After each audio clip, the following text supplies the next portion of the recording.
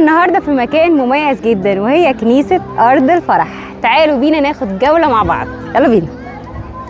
أرض الفرح قريبة جدا من محافظة القاهرة على طريق مصر اسكندرية الصحراوي، تابعة لمدينة اسمها السلمانية. حلو قوي، شايفة شكله عامل ازاي؟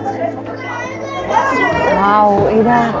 بص في الفيديو ده انا هفرجكم على ركن وجزء من كنيسة أرض الفرح، وبوعدكم انكم هتنبهروا من الجمال والعظمة اللي هتشوفوها. قبل ما ابدا تصوني عايزة تقول لكم عندنا كنيسة بره اسمها كنيسة الصليب، دي بنصلي كل يوم فيها قداس. كنيسة القيامة اللي احنا قاعدين فيها دي مش بنصلي قداسات، لسه مش مدشنة ولسه ما كملتش.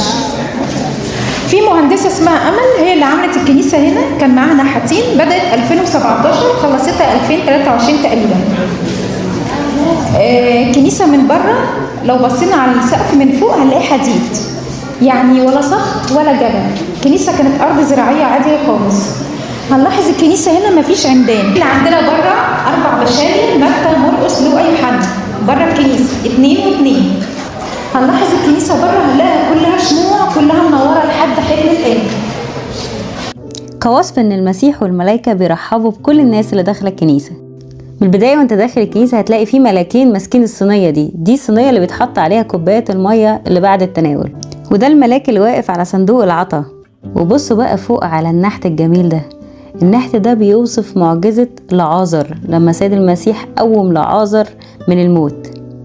هتلاقوا أحداث كتير قوي منحوتة في الكنيسة بتبرز مواقف قوية جدا أثناء حياة السيد المسيح. شايفين دي معجزة المولود أعمى لما ربنا يسوع فتح عينيه، شايفين الوصف دقيق ازاي؟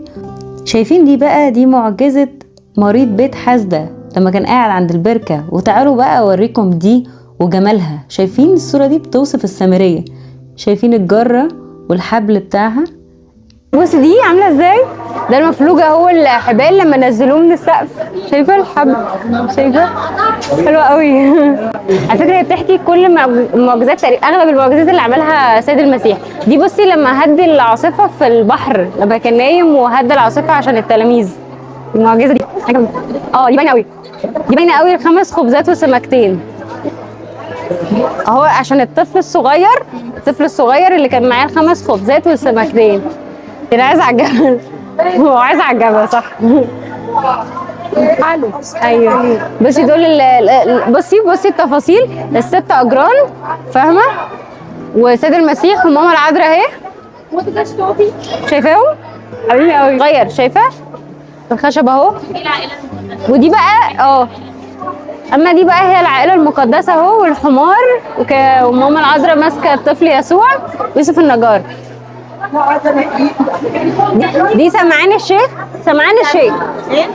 الشيخ لما مسك الطفل يسوع في الهيكل.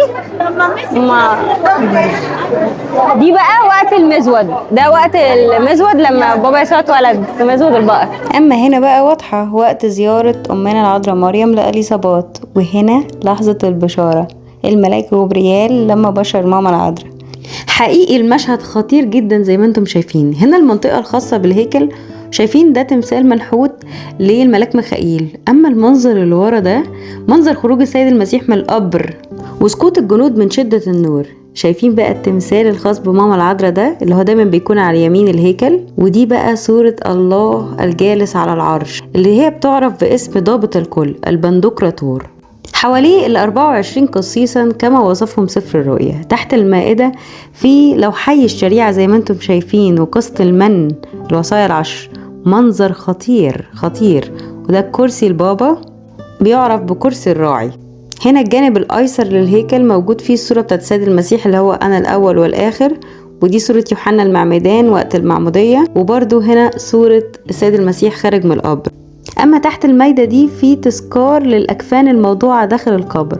حقيقي تفاصيل مميزة جدا.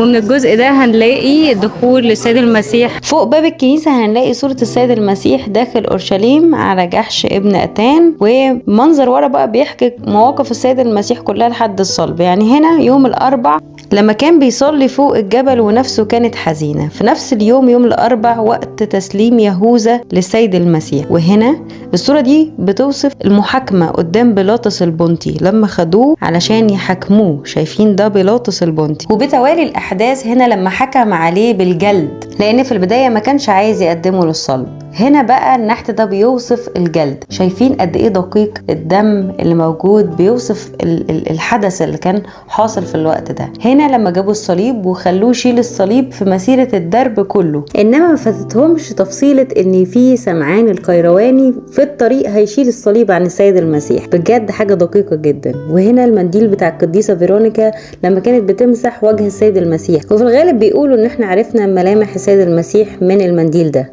اما هنا بقى وقت الصلب، الصورة هنا بتوضح لما دقوا الصلبان في ايديه ورجليه وهيرفعوا الصليب فوق جبل الجلجثة. النحت يا جماعة بيحكي القصة بالكامل. شكل الجنود كل واحد رافع الشاكوش اللي بيدق بيه الصليب. النحت بيوضح الحدث كويس جدا. بصراحة انا مبهورة ومبسوطة جدا جدا من شكل الكنيسة كلها. والمنظر ده بقى يا جماعة تحت الصليب، شايفين هنا دي ماما العذراء ومعاها التلميذ الذي كان يسوع يحبه، يوحنا الحبيب.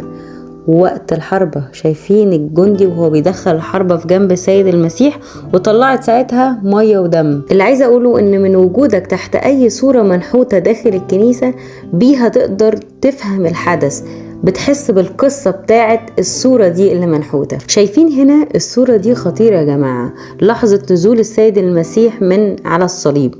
وهنا لما ماما العذراء خدته اول ما نزل من على الصليب، وده لما جه يوسف الرامي وخد الجسد بتاع سيد المسيح علشان يدخله القبر. وبتنتهي ان هنا في تحت المايدة ايه؟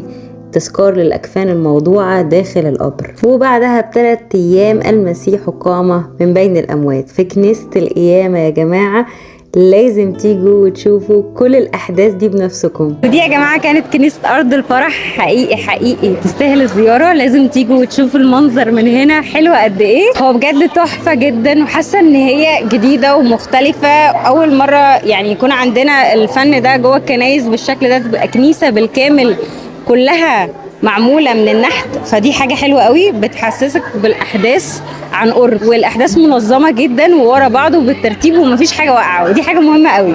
فأنصحكم إن أنتم تيجوا طبعا.